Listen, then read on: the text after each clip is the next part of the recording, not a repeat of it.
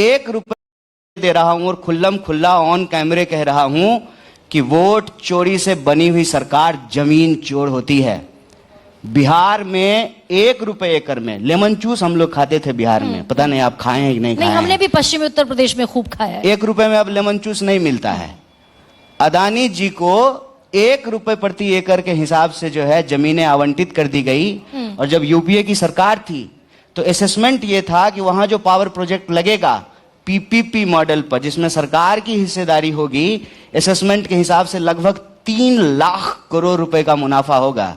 अभी तो सरकार बनी भी नहीं है, अभी तो जो है भाजपा के मुख्यमंत्री हुए भी नहीं हैं, अभी तो सम्राट चौधरी जो है नकली डिग्री लेकर के सपना ही संजो रहे हैं कि कब मुराठा खोलेंगे, कब नीतीश जी छोड़ेंगे, कब भाजपा अपना मुख्यमंत्री बनाएगी। और अदानी को जमीन औने पौने दाम पे बांटना शुरू कर दिया गया है। तो वोट चोर सरकार जमीन चोर होती है। एक सेकंड का नहीं, आप मुख्यमंत्री के चेहरे पर आ गए। सवाल आपसे अनगिनत हो सकते हैं। नहीं, मैं तो जमीन पे था। सुनिए ना सर, बिहार के जमीन पे था 3 लाख करोड़ रुपया, जिसपे बिहारियों का हक है, बिहार के लोगों का हक है। वो जमीन बिहार के किसानों की है। वो प्रधानमंत्री के दोस्त को 1 रुपए प्रति एकड़ के हिसाब से। भाई 5वीं अर्थव्यवस्था देश बना ना, 4.2 ट्रिलियन इकोनॉमी सर देश बना ना। 5 बरा की एक नहीं बना, 5 बरा की एक 11वें फ्रेजाइल पोजीशन 5 बरा की एक 5 बरा की एक। हाँ, एक बड़ा है, एक है ना। तो भारत जो है 1 नंबर जो है अर्थव्यवस्था नहीं बनी, लेकिन दुनिया की विश्व बैंक की सबसे बड़ी कर्जदार बन गई। बताइए 5 ट्रिलियन की इकोनॉमी किसकी बन रही है? अगर 5 ट्रिलियन की इकोनॉमी देश का बन रहा है तो 80 करोड़ लोग कौन हैं जिनको 5 किलो अनाज लेने के लिए लाइनों में लगना पड़ता है? क्यों इस देश की 80% आबादी जिसका मासिक आमदनी जो है वो 5,000 रुपए से नीचे है, क्यों इस देश में जो है आज भी लोगों को अस्पतालों में बेड नहीं मिल रहा है? कोविड आपको याद है ना? कोविड के बाद कन्हैया, एक सेकंड, कोविड के बाद इलेक्शन हुए 2024 के। आप जो सवाल उठा रहे हैं, मैं सारे सवालों को जायज मानती हूं। 80 लाख लोगों को मुफ्त राशन, देश का सबसे ज्यादा बड़ा कर्ज इस वक्त भारत के ऊपर होना, मैं सारे सवाल आपके जायज मानती हूं। आपने पब्लिक का मैंडेट देखा और कांग्रेस को ले आई पब्लिक 99 सीटों पर। इलेक्टोरल सिस्टम में आपको वहां तो चोरी हो रहा है ना, यही तो कह रहे हैं। फेयर मुकाबला करा के दिखाइए ना, यही तो प्रश्न हम भी कर रहे हैं। वहां तो चोरी हो रही है ना। यह सरकार चोरी से बन रही है। ईमानदारी से अगर सरकार बनेगी तो जो सरकार किसानों की जमीन चुराती है, जो सरकार डिग्रियां चुराती है, जो सरकार नौकरियां चुराती हैं, जो सरकार इस देश के खान खदान चुराते हैं, जो सरकार पोर्ट और एयरपोर्ट चुराते हैं, तो यह सरकार चोरी से बनेगी। यही सरकार जो है जमीन चुरा रही है। भाई जेपी का आंदोलन ना कन्हैया, जेपी का आंदोलन इसी बिहार की धरती पर हुआ, कांग्रेस के खिलाफ हुआ। जेपी जीते, कांग्रेस हारी, इंदिरा गांधी चुनाव हार गई। आप ये कहते हैं कि अगर इतना सब कुछ देश में हो रहा है, विपक्ष में इतनी ताकत नहीं है कि जेपी जैसा एक आंदोलन खड़ा कर दे, अन्ना हजारे जैसा आंदोलन खड़ा कर दे, यूपीए की सरकार चली गई। अच्छा, अन्ना हजारे का तो क्यों ही नाम ले रहे हैं बेचारे का? नहीं, मैं सिर्फ स्पॉन्सर्ड आदमी थे। अब जो है देश में इतना कुछ हो रहा है, अन्ना हजारे तो कुछ भी नहीं कह रहे हैं। मैं 2 आंदोलनों का जिक्र कर रही हूँ, अन्ना हजारे पर मत टिकिए। मेरा प्रिसाइज सवाल ये है कि आप केला और सेब का तुलना कर रहे हैं। सुनिए ना कन्हैया, नहीं सुनिए, इंदिरा गांधी के खिलाफ जेपी उठे, संपूर्ण क्रांति की आवाज इस बिहार की धरती से बुलंद हुई। कांग्रेस उठे ना, करे संपूर्ण क्रांति। तो क्या लगता है आपको हम लोग सोए हुए हैं? अभी तो हमने जो है 16 दिन की यात्रा की है, वोट चोर गद्दी चोर। और हम लोग जब कह रहे थे वोट चोर गद्दी चोर, तीर एकदम जो है सीने पे जाकर के लगी। पूरी भाजपा जो है कहने लगी कि हम लोग प्रधानमंत्री जी की माता जी को गाली बक रहे हैं। कौन कह रहा है कि हम सोए हुए हैं? जो सोबत है सो खोबत है, जो जागत है सो पावत है। उठ जाग मुसाफिर भोर भई, अब रैन कहां जो सोबत है। कौन कह रहा है कि हम सोए हुए हैं? 35 अगर विपक्ष सोया होता तो मुझे बताइए कि क्यों जो है दर्जनों लोग जेलों में बंद हैं, क्यों पत्रकारों के घर पे ईडी और सीबीआई हो रहा है, क्यों चैनलों को जबरदस्ती खरीदा जा रहा है, क्यों अभी एक पत्रकार की हत्या हुई है ना उत्तराखंड के, क्या नाम है? क्या ना याद है नाम? नहीं, मुझे याद आप ही की बिरादरी का है, पत्रकार है। हुआ है ना भाई, राजीव नाम है ना, हुई ना पत्रकार की हत्या। 11 सालों में कितने पत्रकारों की हत्या हुई? कम से कम महिला होने के नाते आप गौरी लंकेश का तो नाम सुने होंगे। हुई ना हत्या। पत्रकारों की हत्या हो रही है, जज की हत्या हो रही है, छात्रों को पकड़ करके बिना मुकदमे का, बिना ट्रायल का, बिना बेल का आप जेलों में बंद कर दिए हैं। ये कब लेखकों नहीं था? की हत्या हो रही है। कन्हैया, इमरजेंसी जिस दिन लगी 25 जून 1975। चले इमरजेंसी में वापस? हाँ चलिए ना, एकदम चलिए। तो आपके बाल जो है काले हो जाएंगे वापस। नहीं, अब मुझ पर व्यक्तिगत नहीं, व्यक्तिगत टिप्पणी की बात नहीं है। नहीं, दैट्स रॉन्ग। आप इतिहास में जा रहे हैं। कन्हैया, एक सेकंड। चलते हैं इमरजेंसी, चलते हैं इंदिरा जी के पास, चलते हैं नेहरू जी के पास। ये कोई बात है? अरे कल ही दशहरा मनाए हैं ना। अरे सुनिए ना सर, कल ही दशहरा मनाए हैं ना। मैं रावण जलाए हैं ना। सुनिए, कल रावण जलाए हैं ना, कल ही दशहरा मनाए हैं ना। तो रावण तो बड़ा चक्रवर्ती था, कन्हैया, सारे युद्ध जीत लिया था। कन्हैया, तो रावण की तरफ खड़े हो जाइएगा कन्हैया, कि राम की तरफ खड़े रहिएगा। इस देश को तय करना पड़ेगा कि किसकी तरफ खड़ा होना चाहते हैं। अन्याय के सामने झुक जाना चाहते हैं, चोर को चोर नहीं कहना चाहते हैं, बेईमान को बेईमान नहीं कहना चाहते हैं, और इतिहास में जाकर के अपना चेहरा छुपा रहे हैं। देश के प्रधानमंत्री आप हैं, तीसरी बार आपको इस देश ने प्रधानमंत्री बनाया है। हम तो कह रहे हैं कि आप चोर हैं, आप कह रहे हैं कि हम चोर नहीं हैं। देश की जनता ने हमको प्रधानमंत्री बनाया है, तो आप प्रधानमंत्री बने हैं। तो देश का मौजूदा प्रधानमंत्री देश के पहले प्रधानमंत्री के कंधे पर सवार है कि नेहरू जी ने क्या किया था? अरे मोदी जी, आप जवाब दीजिए, आप 3 बार के प्रधानमंत्री हैं, आप क्या कर रहे हैं? और आज हम आपसे 20 साल की एनडीए की सरकार है और बिहार में बैठ करके आप जेपी को याद कर रहे हैं, जेपी को याद कर रहे हैं, इमरजेंसी को याद कर रहे हैं। ये इमरजेंसी नहीं है, ये इमरजेंसी नहीं है कि आज इंसान जो है बेखौफ तरीके से बात नहीं कर सकता है, पत्रकार लिख नहीं सकता है, पत्रकार की हत्या हो जा रही है, आपको उसका नाम याद नहीं है। हेडलाइन पे जो है लोगों की हत्याएं जो है वो हेडलाइन नहीं बनता है। विद्यार्थियों को जेलों में भर दिया गया है, महिलाएं जो है बेखौफ तरीके से सड़कों पे नहीं चल सकती है। बिहार में 3 साल की डिग्री 5 साल में मिलती है, किसी भी अस्पताल में दवाई नहीं है, बेड नहीं है, चूहा शराब पी जाता है। मैडम पीजिएगा, बिहार में जो है, बिहार में चूहा शराब पीता है। 20 साल से एनडीए की सरकार है और आप 90 में चली जाती हैं। कन्हैया, मैं पूछ रही हूं, ये बेईमानी है सरासर। एक सेकंड कन्हैया, ये बेईमानी है सरासर। क्या इतिहास की सारी किताबों को जला देना चाहिए? क्या आप ये कहते हैं कि हमें इतिहास की तरफ से नजरें फेर लेनी चाहिए? मैं डंके की चोट पर सवाल पूछती हूं। इतिहास से कौन कह रहा है कि नजरें फेर लेना चाहिए? इमरजेंसी के लेकिन मुझे बताइए कि जो प्रधानमंत्री, सुनिए कन्हैया, मैडम, एक तर्कशील व्यक्ति, एक छात्र नेता, देश की सबसे बड़ी यूनिवर्सिटी मैडम, बिल्कुल इतिहास संघ का अध्यक्ष अगर गरिमा सिंह के बालों पर आएगा तो मुझे ये सवाल पूछना पड़ेगा। कन्हैया, इतिहास इसलिए कह रहे हैं ना कि इतिहास के कूड़ेदान में जो हम वर्तमान को ले जाकर के गोते लगवा रहे हैं, ठीक है, उद्देश्य क्या है हमको ये बताइए। और आप इतिहास की बात करते हैं। जो प्रधानमंत्री इतिहास में फेल हो गया हो वो इतिहास बनाएगा, दूसरे के मकान पे नाम लिख देने से वो मकान आपका हो जाएगा। इतिहास जो है ना, किताबों हिस्ट्री के किताब में लिखा नहीं जाता है, इतिहास रचा जाता है, इतिहास बनाया जाता है। और इतिहास बनाने का मौका इस देश ने नरेंद्र मोदी को दिया।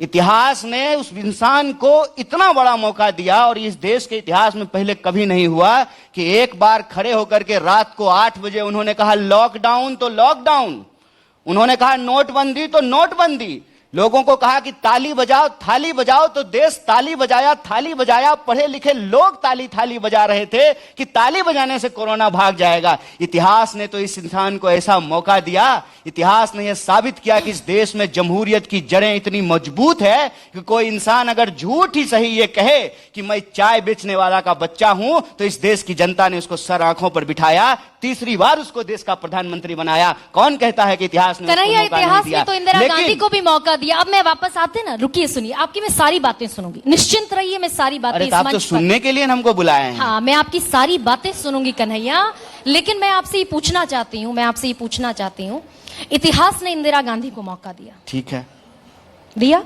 हाँ, जल्दी जल्दी बोलिए, नहीं तो समय खत्म हो जाएगा। मैं समय से बोलूंगी कन्हैया, सुनिए ना। अच्छा, इतिहास ने इतिहास 15 मिनट बढ़ा लीजिएगा। हाँ सर, बढ़ जाएगा, चिंता मत कीजिए। हाँ, इतिहास ने इंदिरा गांधी को मौका दिया, ठीक है, और इंदिरा गांधी ने बगैर कैबिनेट के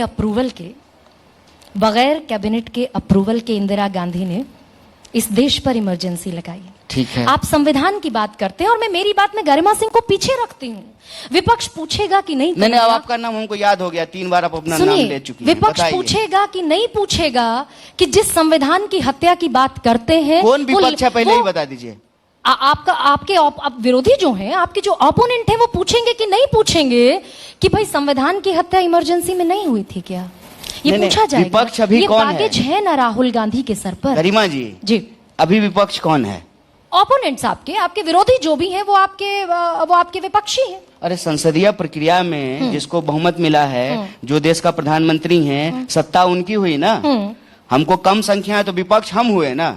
कि कन्वीनियंटली पक्ष विपक्ष बदल दें। भाई मैं तो आपके विरोधियों की बात कर रही हूँ, विरोधी सवाल पूछेंगे कि नहीं पूछेंगे? कन्हैया दिल पर हाथ रखकर अरे बताइए। मैं आपका नाम भी 3 बार विरोधी लेती हूँ। कौन सा जो है मोदी जी हमारा घर का दीवार का ईंटा छुड़ा के ले गए हैं कि विरोधी होंगे हमारे?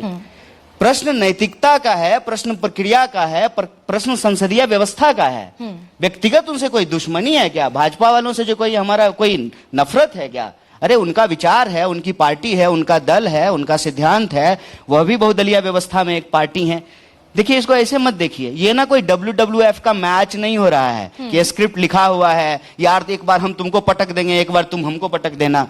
बात संसदीय व्यवस्था की है, इस देश की। मान लीजिए हमारा आरोप है कि वोट चोरी से सरकार बनेगी, आरोप को सिद्ध करने का काम हमारा है, हम जो है सबूत लेकर के देंगे और उस पर कार्रवाई करने का काम चुनाव आयोग का है। लेकिन भाजपा कहती है कि नहीं बहुत ईमानदारी से सरकार बनी है। मान लेते हैं कि भाजपा कहती है ईमानदारी से सरकार बनी है, तो तीसरी बार उन्होंने सरकार बनाई है, 3 बार इस देश की जनता ने उनको बहुमत दिया है। और वादा जो है मोदी जी का, वो हम तो नहीं लिख करके दिए थे, वो खुद ही बोलते होंगे जब वो कहते थे कि हर व्यक्ति के खाते में 15 लाख रुपया आएगा, आया। हर साल 2 करोड़ नौकरी मिलेगी, मिली। 2022 तक सबको पक्का मकान मिलेगा, मिला। किसानों की फसल जो है, उनकी आमदनी जो है वो दुगनी होगी, हुई। महिलाओं पे अत्याचार रुका। क्या इस देश में आत्महत्याएं कम हुई? क्या इस देश का कर्जा कम हुआ?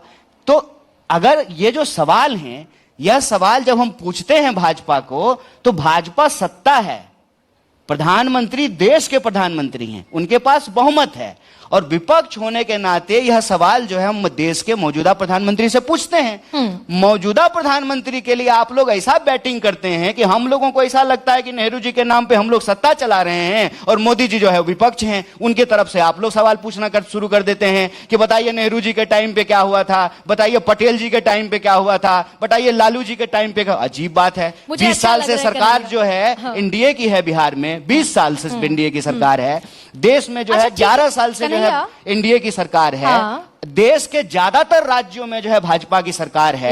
भाजपा दावा करती है कि हम दुनिया की सबसे बड़ी पार्टी हैं। भाजपा दावा करती है कि हमारे पास अब सबसे ज्यादा ऑफिस है। भाजपा का इलेक्टोरल बॉन्ड के हिसाब से आप देख लीजिए तो सबसे ज्यादा चंदा बीजेपी को मिला है। कल ही आरएसएस के लोग कह रहे थे कि क्यों नहीं है कन्हैया? मैं 35 साल में देखूं अगर कांग्रेस का ग्राफ, आप तो कांग्रेस की खेवनहार के तौर पर मेरी कुल उम्र ही 35 साल है, हम समझ रहे हैं, कोई बात नहीं है। हम इसको व्यक्तिगत आरोप की तरह नहीं लेते। देखिए सुनिए, आप खैर व्यक्तिगत बनाते हाँ जी, बताइए।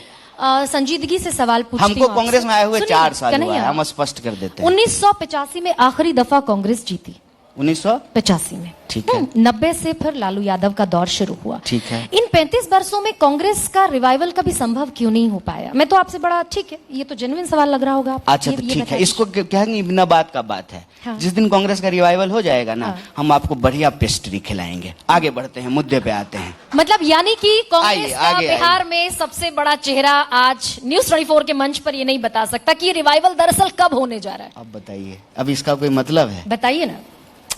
विषय ये है ही नहीं कि हम टीवी चैनल पे आकर के एक पत्रकार को बताएं कि कांग्रेस का रिवाइवल कब होगा, कैसे होगा। ये विषय नहीं है। हम आपको बार बार कह रहे हैं, अगर दल की सीमा यह है कि कुछ सीट मिल जाए, कुछ व्यक्ति एमपी और एमएलए बन जाएं, या एक आध राज्य में सरकार भी आ जाए, तो ऐसी दलगत राजनीति मुझे नहीं करनी है।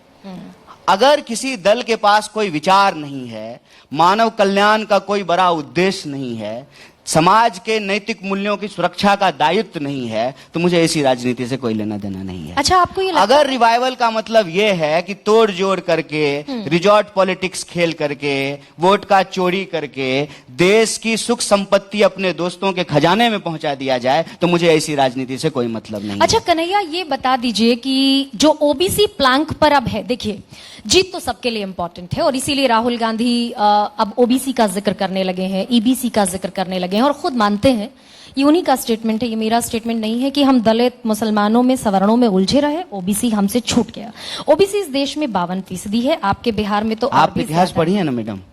थोड़ा बहुत, वैसे तो मैं साइंस स्टूडेंट रही हूं। आप पहले सवाल कर लीजिए, फिर हम आपसे एक प्रश्न क्यों आना पड़ा इस प्लैंक पर? ओबीसी पिछड़े तो कांग्रेस का प्लैंक कभी था नहीं भाई। ये कैलकुलेशन तो इलेक्टोरल कैलकुलेशन है ना, विशुद्ध, ये तो चुनावी गणित है। आपके बिहार में 63% है, देश में 52% है। ओबीसी के बिना राजनीति हो नहीं सकती आज के दौर की। देखिए, एक बल तो आपका कोई दोष नहीं है, यह प्रोग्राम जब खत्म होगा ना मैडम, तो यही देखा जाएगा कि कितना लाइक है, कितना व्यूज है, टीआरपी कितना है, इंस्टाग्राम पे रील वायरल हुआ कि नहीं हुआ।